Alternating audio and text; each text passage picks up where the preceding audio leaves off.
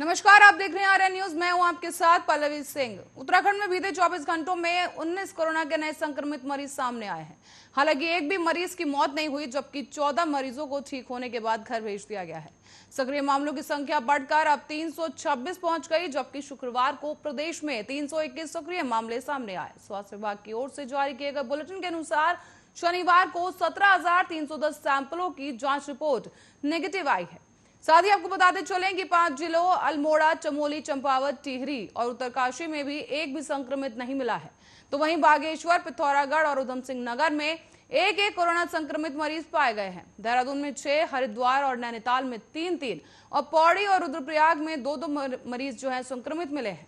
इसी के साथ ही प्रदेश में अब तक कोरोना के कुल संक्रमितों की संख्या अब 3,42,894 हो गई है।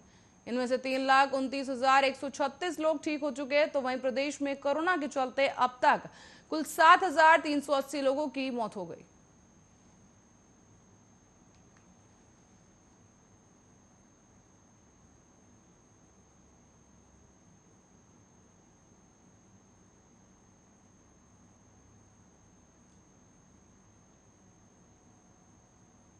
रानी पोखरी के ज्वाखर नदी के ऊपर बने मोटर पुल के 2 हिस्सों में टूटन के बाद अब लोनिवी नेशनल हाईवे डिवीजन को डोईवाला ने नए मोटर पुल के सर्वे का काम शुरू कर दिया है। आपको बता दें कि इस मोटर पुल के लिए निर्माण के लिए केंद्रीय सड़क निधि बजट से पहले ही स्वीकृति दी जा चुकी है। यहां पर अब 450 मीटर लंबा डबल लेन का मोटर पुल बनेगा और करीब 57 साल पहले 1964 में ज्वाखर नदी के बने 431 मीटर लंबे मोटर पुल की जगह पर अब नया मोटर पुल बनाया जाना था। बता दें, लोनिवी एनएच डोईवाला 2020 में करीब 1,411.70 लाख रुपए की डीपीआरओ बनाकर केंद्रीय सड़क परिवहन मंत्रालय को भेज दी गई थी। इसी बीच केंद्रीय सड़क निधि के तहत अब बजट भी स्वीकृति हो गया है और इसी के साथ ही लोनिवी के अधीक्षण अभियंता पीएस ब्रिजवाल का कहना था कि वन विभाग से भूमि का हस्तांतरण न होने की वजह से एनएच डोईवाला की ओर से मोटर पुल का निर्माण नहीं किया जा सका था। ऐसे में शनिवार को लोनिवी डोईवाला डिवीजन के इंजीनियरों ने पुल के प्रस्ताव स्थान को सर्वे किया है, जहां लोनिवी एनएच डोईवाला के सहायक अभियंता प्रवीण सक्सेना ने बताया कि रानी पोखरी में डबल लेन का 450 मीटर का पुल प्रस्तावित है। पुल के लिए बजट पहले ही स्वीकृत रखा गया है। साथ ही वन विभाग से भूमि हस्तांतरण के बाद अब तुरंत ही पुल का निर्माण कार्य शुरू किया जाएगा। इस काम में करीब 2 महीने का समय लगाया जाएगा।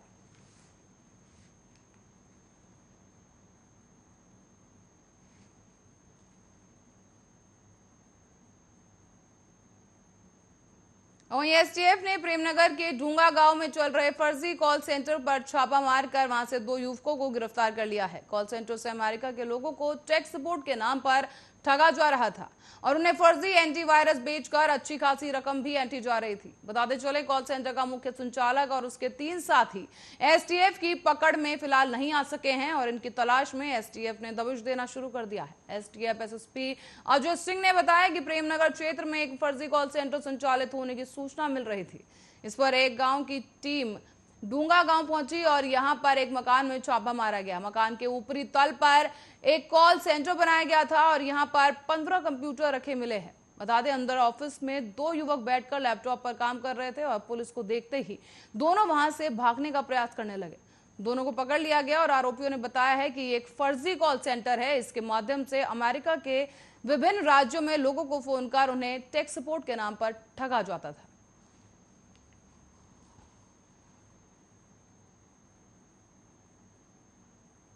तो ये आपको बता दें कि उफनाई शीतला नदी में यात्रियों का वाहन फंस गया है। सूचना पर पहुंची सैदपुर पुलिस ने करीब 1 घंटे चले रेस्क्यू ऑपरेशन के बाद वाहन में सवार सभी 4 को सुरक्षित बाहर निकाल लिया है। बताते चले, बीती रात को थाना पुलिस को सूचना मिली कि देहरादून से विकासनगर जा रहा वाहन लागा रोड स्थित शीतला नदी के रपटे में तेज बहाव के बीच फंस गया, जिसकी वजह से एक महिला की मौत हो गई, जबकि 4 लोग उसमें सवार थे।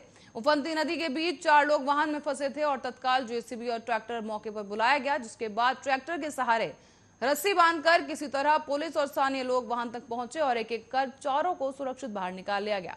ऐसे में ब्लॉक प्रमुख विकासनगर सरदार जसविंदर सिंह ने भी रेस्क्यू ऑपरेशन में सहयोग किया। साथ ही बचाए गए लोगों की पहचान चालक अर्जुन सिंह, खजान सिंह, विक्रम और प्रियंका के रूप में की गई है।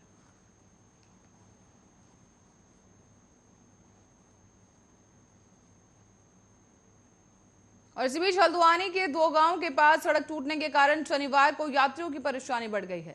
बताते चलें कि ज्योलिकोट से कोट गोदाम तक जाने वाली जगह जगह अब जाम लग गया है और रोडवेज केमू की बसों के अलावा करीब 900 से अधिक छोटे बड़े वाहन जाम हो गए हैं।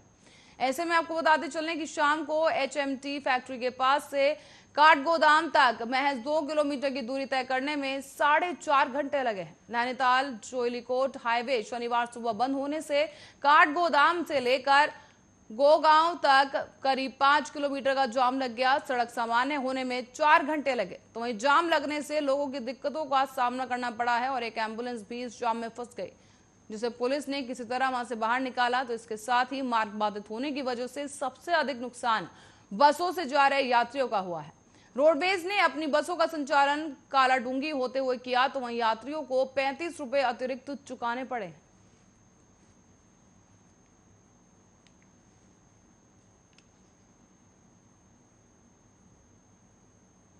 और उत्तराखंड में बारिश का दौर लगातार जारी है। प्रदेश में राजधानी देहरादून समेत गढ़वाल से लेकर कुमाऊं तक के कई इलाकों में बादल छाए हुए हैं। इसी बीच मौसम विभाग ने आज प्रदेश के गढ़वाल और कुमाऊं मंडल में बारिश की संभावना जताई। साथ ही अनेक स्थानों पर तेज बौछारों के साथ गर्जना के साथ बारिश की संभावना जताते हुए ऑरेंज अलर्ट जारी कर दिया गया है। मौसम विभाग के मुताबिक उत्तराखंड के नैनीताल, चंपावत, बागेश्वर और पिथौरागढ़ जनपद में कहीं कहीं तीव्र बौछार के साथ भारी वर्षा होने की संभावना है, तो कहीं कहीं पर आकाशीय बिजली चमकने के साथ ही गर्जना की बारिश हो सकती है। ऐसे में दून में गर्जन के साथ हल्की से मध्यम वर्षा होने की संभावना जताई गई।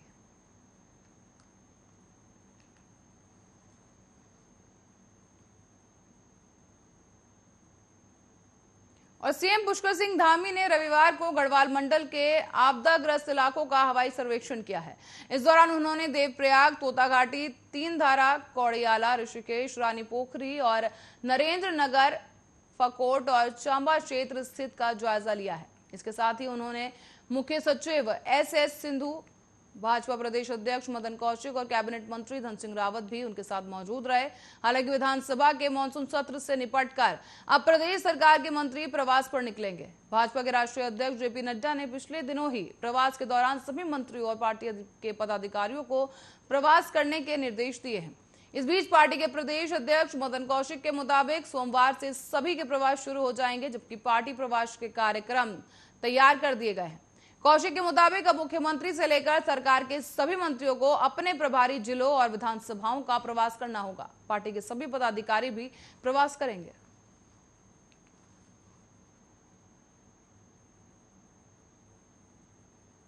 और इसी बीच उत्तराखंड के हल्द्वानी शहर में प्रस्तावित स्टेट कैंसर इंस्टीट्यूट की DPR तैयार हो गई है। इसे शासन को भेज दिया गया है। साथ ही ब्रिज रोपवे टनल के अंदर infrastructure development corporation of Uttarakhand limited ने ये DPR तैयार की है। इसमें संस्थान के निर्माण में 86 करोड़ की लागत आने का उल्लेख किया गया है। साथ ही आपको बता दें, संस्थान में कैंसर मरीजों के इलाज के लिए न्यूक्लियर मेडिसिन समेत 19 विभाग मौजूद होंगे। संस्थान में ही ब्लड बैंक से लेकर जांच की सभी तरह की सुविधाएं मौजूद होंगी। वर्तमान में स्वामी राम कैंसर इंस्टीट्यूट आरक्षित वन भूमि पर निर्मित किया गया है।